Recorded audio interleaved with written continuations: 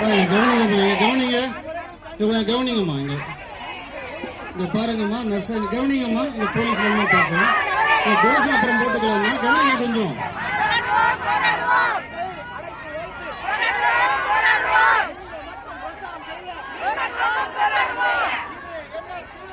பாருங்கம்மா, கொஞ்சம் கொஞ்சம் கவனிங்க. நர்சஸ் அமைதியாருங்கம்மா.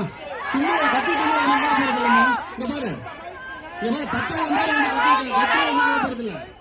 கவனிங்க, கத்திக்கலாம் ஓடுமா, உடனே உடனே வந்துருமா கத்துனா. போலீஸ் இதை புரிஞ்சுக்கோங்க. இங்க பாருங்க,